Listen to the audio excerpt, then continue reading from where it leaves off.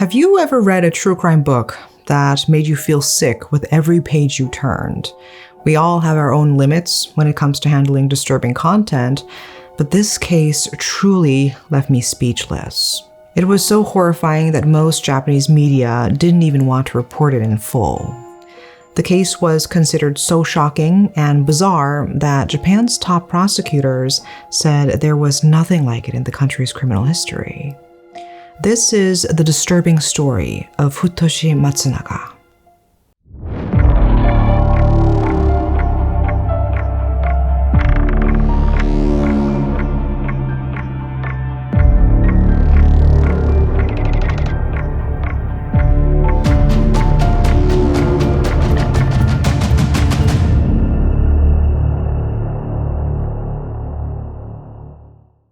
It all started in March 1994 when a woman was found dead under mysterious circumstances in her own home. The details of her death were kept under wraps, but her family quickly called the police and an investigation began. They suspected a man close to her, the same man she left her husband for, and who might have been involved in her child's death in 1993. That man was Futoshi Matsunaga, who introduced a woman named Junko as his sister. But with no strong evidence, the police couldn't arrest them, and Futoshi and Junko seemed to vanish after that. Fast forward to March 6, 2002, when a young girl showed up at a police station in a terrible state. She was covered in wounds and bruises, wearing diapers, and clearly traumatized. Though she was about 17, she was so thin that she looked like a child. She told the police everything she'd been through, and when they asked who was responsible, she named Futoshi Matsunaga. Soon after, Futoshi and Junko tried to claim the girl, insisting she was their sister who needed special care. But the police, having seen the girl's condition and knowing her story, arrested them both. And as it turned out, the truth was even worse than they imagined. So who exactly are Futoshi Matsunaga and Junko Ogata, and why would they commit such horrible acts? To understand that, let's take a look at Futoshi's early life. Futoshi Matsunaga was born in the Kokuragita ward of Kitagyushu City in Fukuoka Prefecture, and later moved to Yanagawa, where he grew up. As a kid, Futoshi seemed pretty normal. He was one of the best-looking students, did well in school, and had a charming personality. But he used these traits in a twisted way. Instead of the typical bullying, he manipulated other students, convincing them to lend him money by pretending to be their friend. He was also known for having some unusual behavior toward girls, which eventually got him expelled from high school when it was discovered he was involved with a junior high student. Despite all this, he got married at 19 and had a son. Even though he was married, Futoshi didn't stick to just one relationship. He was known for having numerous affairs and had at least 10 mistresses. It was around October 1983, while still married, that he met Junko Ogata, a former high school classmate from Yanagawa.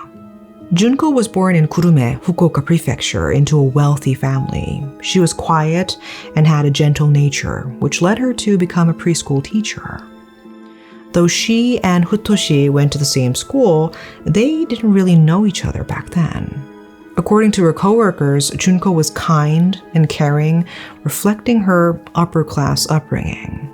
Their relationship started after Futoshi came across Junko's picture in an old graduation album and decided to pursue her.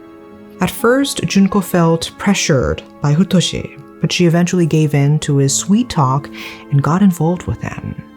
However, their relationship was far from romantic.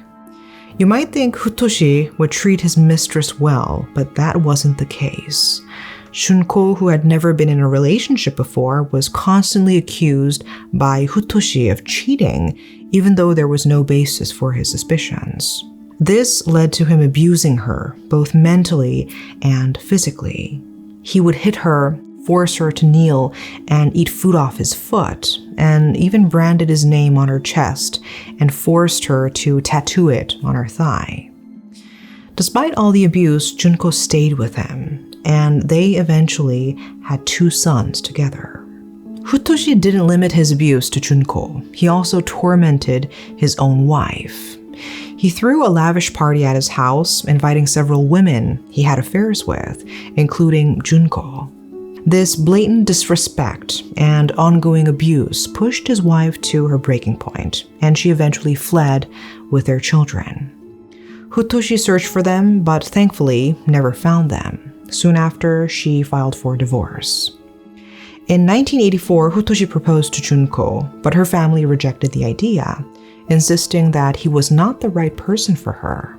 They were aware of the abuse she suffered, but felt helpless to protect her. It was even reported that Junko's parents offered Futoshi money to leave her alone. Enraged by the rejection, Futoshi sexually abused Junko's mother, Shizumi Ogata. He then twisted the situation, telling Junko that her mother had tried to seduce him and that he only hit her because of that. By this time, after years of manipulation and abuse, Futoshi had a strong psychological hold on Junko, convincing her to leave her family and live with him.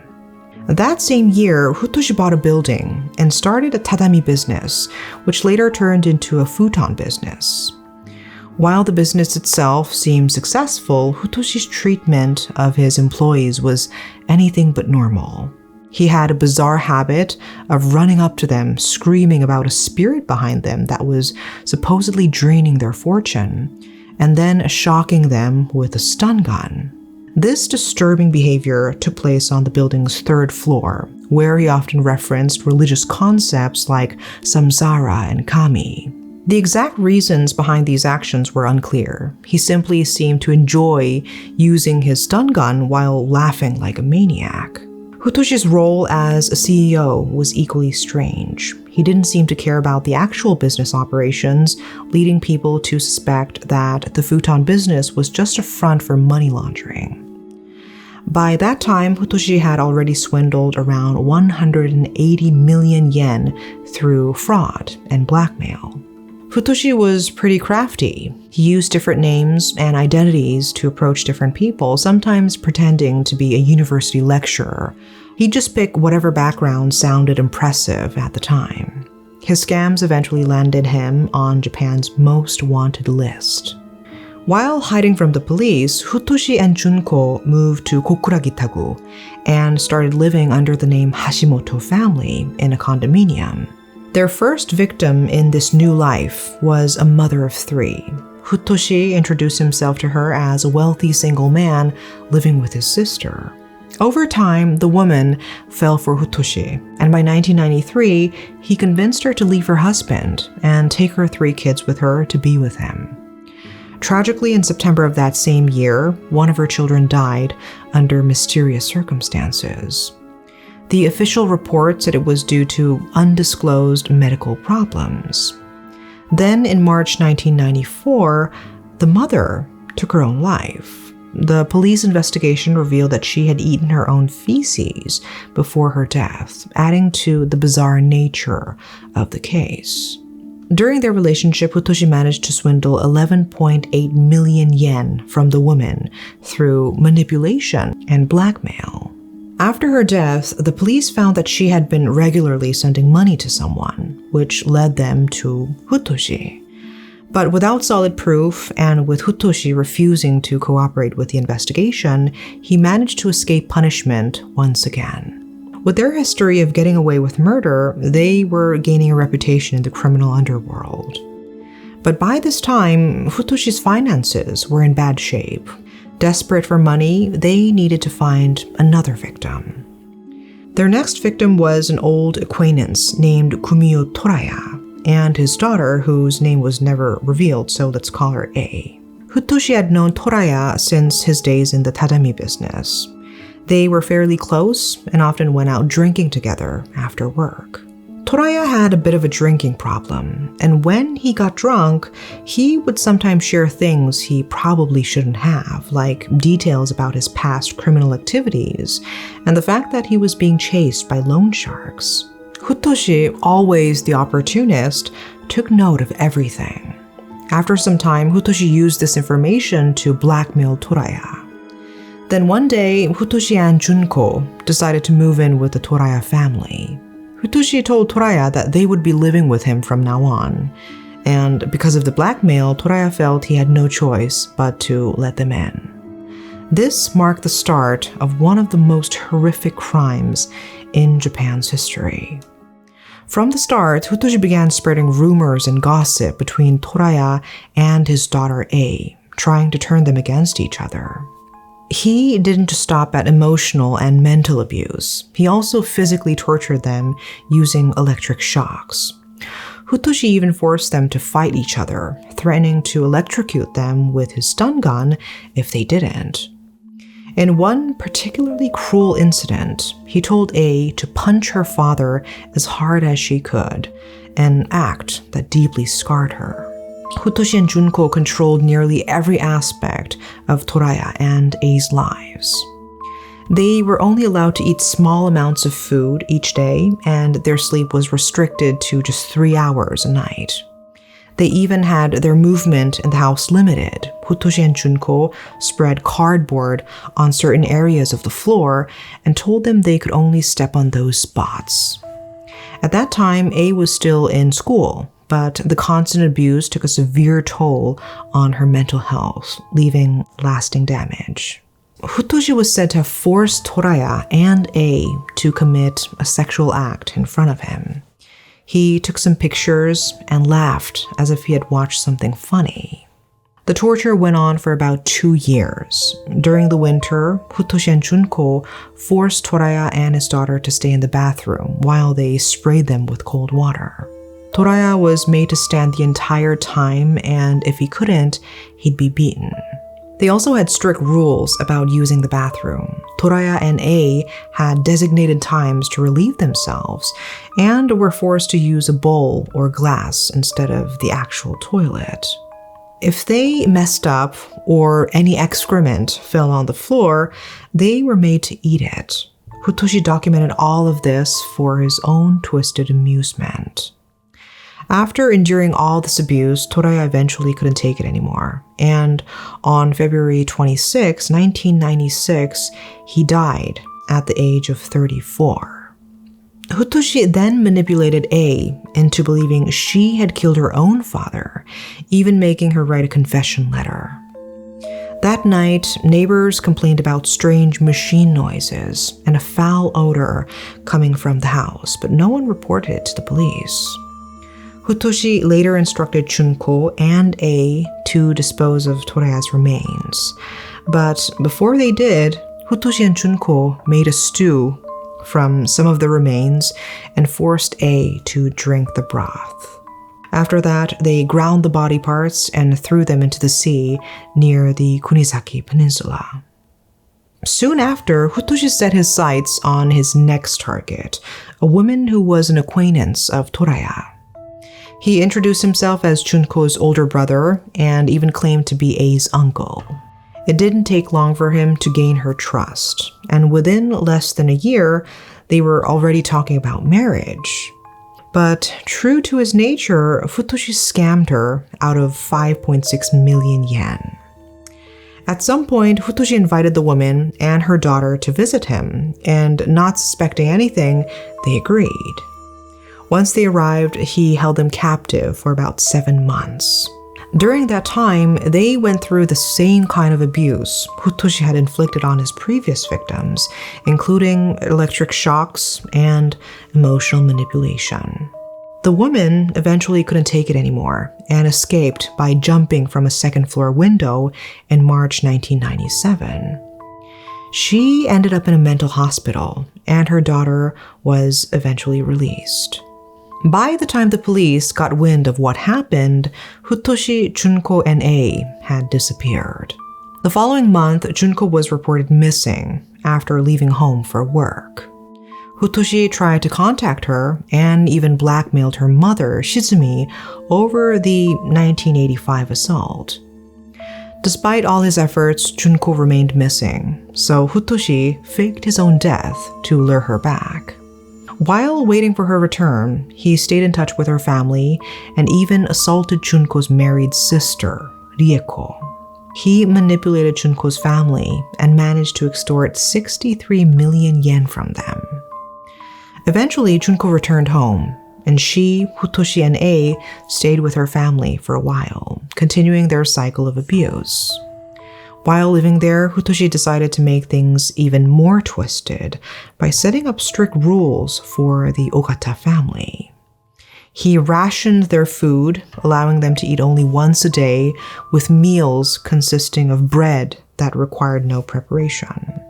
If they were slow to start eating or took longer than 8 minutes, they'd be shocked with a stun gun, which Futoshi referred to as getting energized. He even dragged Rieko's husband, who was a police officer, and her 2 children into this nightmare. The family felt helpless because Futoshi had blackmail material on them involving Junko's past crimes. Futoshi also introduced a ranking system, where each family member was ranked daily and the person with the lowest rank would be punished. This system made the family turn against each other.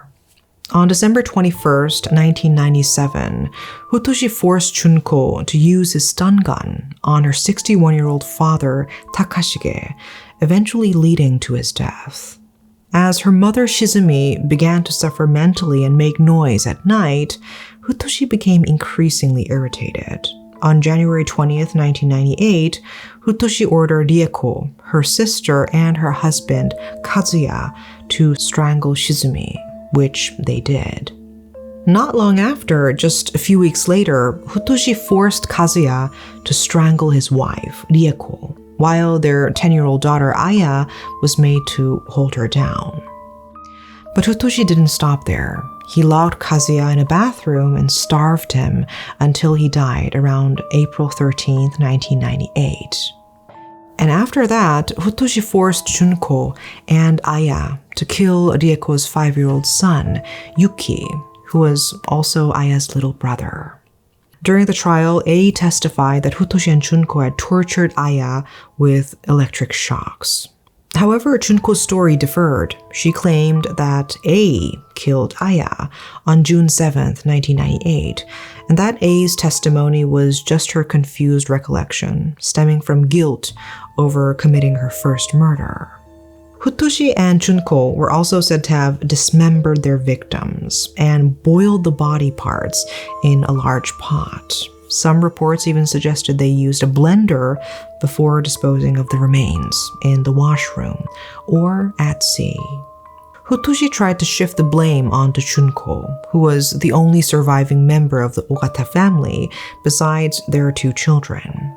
The horror didn't end there. In July 2000, Futoshi convinced another woman to run away with him, luring her with a promise of marriage.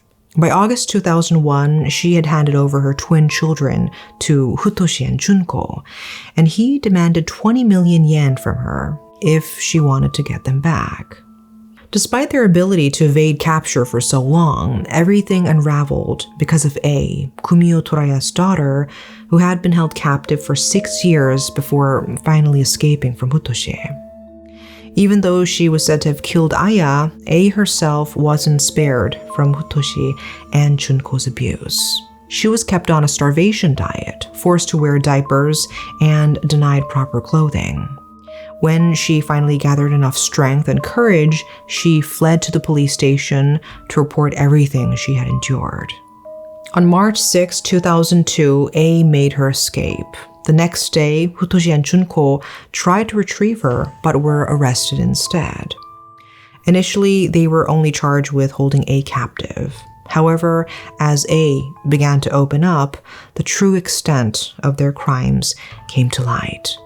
The details were so disturbing that even the biggest media outlets in Japan hesitated to report them in full.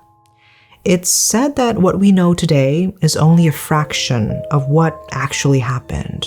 Futoshi and Junko were charged with 7 murders in trials that took place from 2002 to 2003. No charges were brought against Toraya's daughter, A, because the court recognized her as another victim. Junko calmly confessed to her role in the murders, showing almost no remorse, while Futoshi insisted that Junko had fabricated the stories about him. A Japanese writer, Masayoshi Toyoda, even supported Junko and cast doubt on the trial in a book he published in November 2005. Despite the confessions, police never recovered any human remains and found no physical evidence. On September 28, 2005, the Kokura branch of the Fukuoka District Court sentenced Futoshi and Junko to death by hanging.